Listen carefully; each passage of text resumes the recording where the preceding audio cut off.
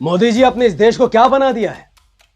2014 से लेकर 2026 तक मुसलमानों के खिलाफ हमले रुकने का नाम ही नहीं ले रहा है। कभी मौलाना तौसीफ रजा को चलती ट्रेन से फेंक दिया जाता है, कभी दिल्ली में 16 साल का अयान सैफी पर 8-10 लोग चाकू से हमला करके उसे मौत के घाट उतार देते हैं। 2014 में यही भारत बनाने की बात की थी आपने।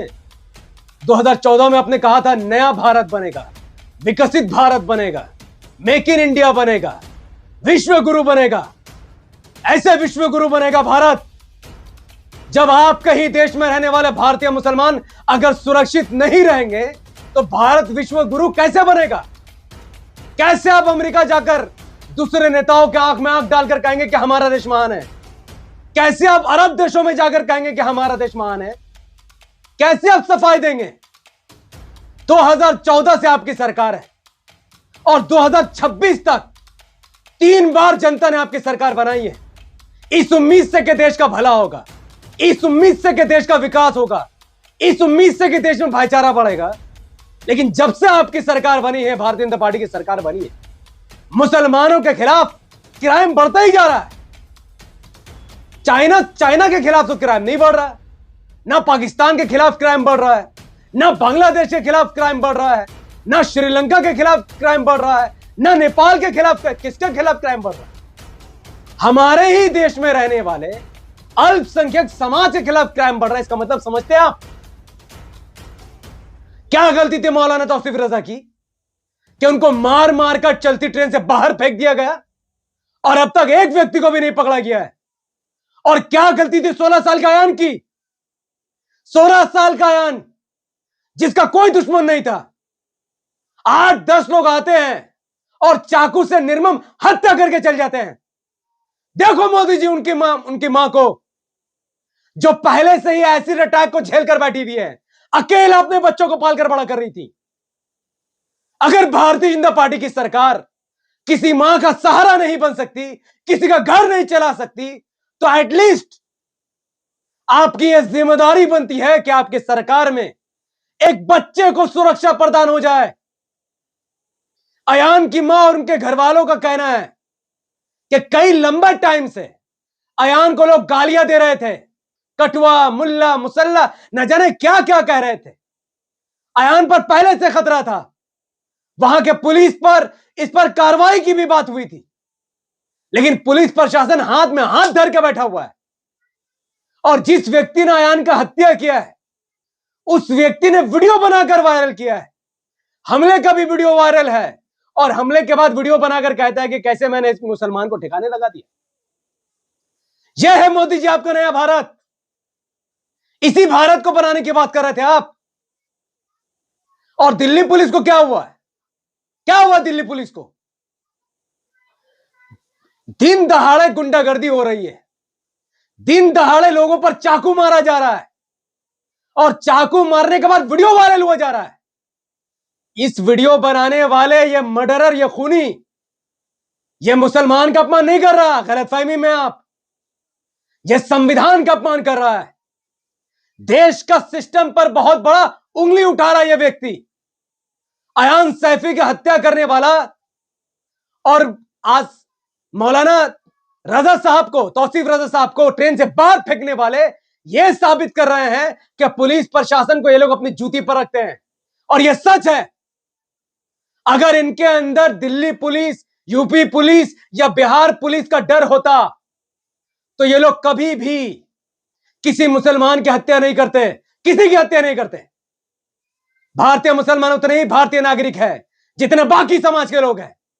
लेकिन ये लोग जानते हैं कि यूपी पुलिस, बिहार पुलिस या दिल्ली पुलिस में वो दम नहीं है कि वो मुसलमानों के खिलाफ हो रहे किसी अन्याय को रोके या उसके मुजरिमों को पकड़कर सजा दे सके। यह अयान सैफी की हत्या दिल्ली पुलिस की काबिलियत पर बहुत बड़ा सवाल खड़े करती है। और मैं पूछता हूं दिल्ली पुलिस से, क्या लॉ एंड ऑर्डर मेंटेन करना आपकी जिम्मेदारी नहीं है? किस बात के पैसे ले रहे हैं आप? किस बात की सैलरी ले रहे हैं आप? अगर दिन दहाड़े दिल्ली के किसी गली के अंदर एक 16 साल के बच्चे को चाकू मार मार कर निर्मम हत्या कर दी जाती है, सीसीटीवी कैमरा लगा हुआ है, वीडियो वायरल हो रहा है, यह दर्शाता है कि दिल्ली पुलिस निकम्मी है। और अगर दिल्ली पुलिस निकम्मी नहीं है तो पकड़ो उनको। दिल्ली पुलिस ने दावा किया कि हमने कुछ कुछ लोगों को पकड़ा है, जबकि अयान सैफी ने मरते मरते उस 16 साल के बच्चे ने कुछ लोगों का नाम रिकॉर्ड करवाया है, वीडियो बनवाई है अपनी, और अयान के घर वाले कहते हैं कि हम जानते हैं कि वो लोग कौन है, लेकिन पुलिस ने जिन लोगों को पकड़ा है वो अयान के घर वाले को दिखाने को तैयार नहीं है। कुछ शर्म बची है आपके अंदर? एक महिला जो एसिड अटैक को झेलकर बैठी हुई है, मीना सैफी, 16 साल तक अपने बच्चे को अपना दम तक उसने पाला है, अपने बलबूते पर इस बच्चे को उसने बड़ा किया था। सरकार का कोई समर्थन नहीं था। सरकार एक सेफ्टी तक एश्योर नहीं कर सकती है। अगर सरकार भारत में रहने वाले भारतीय नागरिकों को सुरक्षा नहीं दे सकती तो किसको सुरक्षा देंगे आप? पाकिस्तान के लोगों को, चाइना के लोगों को, श्रीलंका के लोगों को? अमित शाह आते और कहते हैं कि हमने सिटीजनशिप अमेंडमेंट पास किया है, धर्म के आधार पर लोगों को नागरिकता देंगे। पाकिस्तान में रहने वाले गैर मुसलमान, बांग्लादेश में रहने वाले गैर मुसलमान, अफगानिस्तान में रहने वाले धर्म के आधार पर जिनको प्रताड़ना मिली उनको देश का नागरिक बनाएंगे। क्यों अमित शाह जी? अपने देश के लोगों की हिफाजत नहीं हो रही आपसे।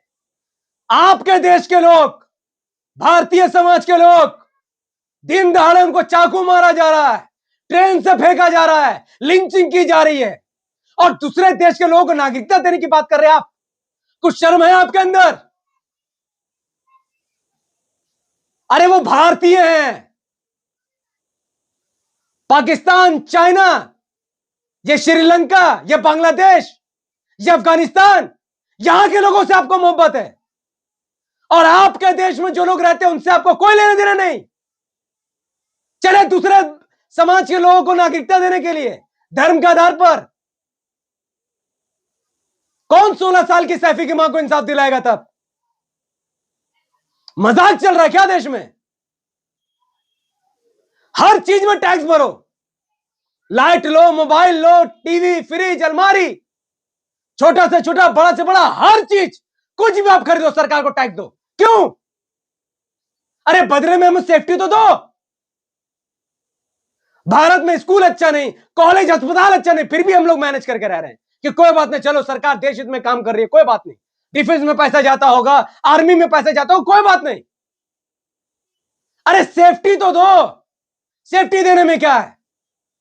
या मुंह खोल करके कह दो कि आप भारतीय मुसलमान को भारतीय नहीं समझते, और आपके ना समझने से कोई फर्क नहीं पड़ता है।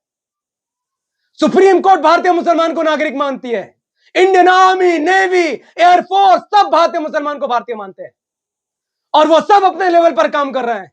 अगर कोई काम नहीं करी तो इस देश की सरकार और इस देश का पुलिस प्रशासन 16 साल के एक मासूम बच्चे को नहीं बचा पाए। मजाक चल रहा है कि ट्रेन में कोई सफर करेगा उसे कोई भी उठाकर फेंक देगा। कितने सारे शराबी इस देश में घूर रहे हैं। अगर 15 सालों में भारतीय जनता पार्टी की सरकार ने युवाओं को रोजगार दिया होता, ये कभी नहीं होता। 15 लाख के लालच में चले बीजेपी की सरकार बनाने, 2 करोड़ रोजगार के सपने देखने वाले बीजेपी की सरकार बना रहे थे।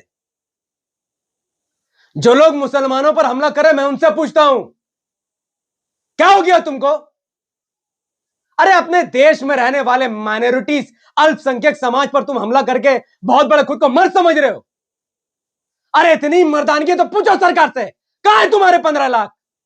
कहां है तुम्हारे 2 करोड़ रोजगार? कहां है अच्छे दिन?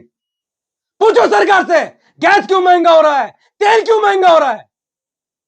सरकार से तुम्हारी फटती है, और भारत के मुसलमान को मारकर बहुत बड़े मर्द खुद को समझते हो। अरे गीदड़ हो तुम। अपने ही देश में रहने वाले लोगों को मारकर देशद्रोह का काम कर रहे हो। तुमसे बड़ा देशद्रोही कोई हो ही नहीं सकता है। चाइना, पाकिस्तान, अमेरिका सब मिलकर साजिश करके देश टूट जाए, और देश एक ही तरीके से टूट सकता है जब लोग आपस में लड़ते हैं। क्या चाइना तुम्हें फंडिंग कर रहा है मुसलमानों पर हमला करने के लिए, या पाकिस्तान तुम्हें पैसे दे रहा है, आईएसआई तुम्हें पैसे दे रहा है? कौन पैसे दे रहा है? मुझे यकीन है कि अयान सैफी को इंसाफ मिलेगा। हमें सरकार से उम्मीद हो चाहे ना हो, सिस्टम पर हमें भरोसा रखना पड़ेगा और संविधान पर हमें भरोसा है। और चाहे भारत के मुसलमानों पर कितने ही हमले हो जाए, इससे देश से मोहब्बत करने में हमारे अंदर कोई कमी नहीं आएगी। इस देश को हम लोगों ने लूडो खेलकर आजाद नहीं करवाया है, जंग और जिहाद करके हमने इस देश को आजाद करवाया है। हजारों और लाखों उलमा कराम ने फांसी चुनी है इस देश को आजाद करवाने के लिए। और हमला करने वाले एक नंबर के बुज़दिल लीडर है, नशाखोर है साले सब के सब। सुबह से रात तक शराब पीते हैं, जुआ खेलते हैं, कामकाज नहीं, सोशल मीडिया में जहर देकर मुसलमान को मार रहे हैं। अरे आतंकवादी वो होता है जो दूसरे देशों में जाकर हमला करता है, और आतंकवादी वो भी होता है जो अपने पड़ोसियों पर हमला कर देता है। कोई फर्क नहीं इन दोनों में।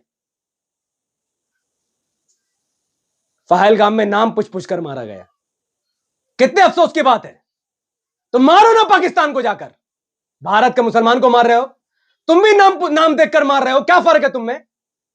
पाकिस्तान से आए हुए आतंकवादी और भारत में मुसलमानों को नाम देख देख कर मारने वाले आतंकवादी में कोई फर्क नहीं। खाड़ दो जो उखाड़ना है, यही मेरी विचारधारा है। भारत में जो भी व्यक्ति धर्म के आधार पर मर्डर करेगा वो आतंकवादी है। और अगर आप भी मेरी बात से सहमति रखते हैं तो शेयर कीजिए इस वीडियो को। मत डरिए, किसी से डरने की जरूरत नहीं। कब तक डर डर कर जिएंगे आप? कब तक?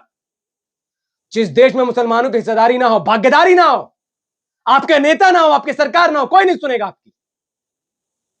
कई सालों से कह रहे यूनाइट हो जाओ, देश के लिए यूनाइट हो जाओ, संविधान के लिए यूनाइट हो जाओ। नहीं करो दूसरे पार्टियों की दलाली। जाओ उनसे पूछो अपने राहुल गांधी से, मायावती, अखिलेश यादव से, अरविंद केजरीवाल से, ममता बनर्जी से, लालू यादव, तेजस्वी यादव से पूछो जाके। कोई तुम्हारे लिए आगे नहीं आएगा, कोई नहीं आएगा। और जो आएगा तुम उसे ही बी टीम कहोगे, इसीलिए तुम मार खाओ।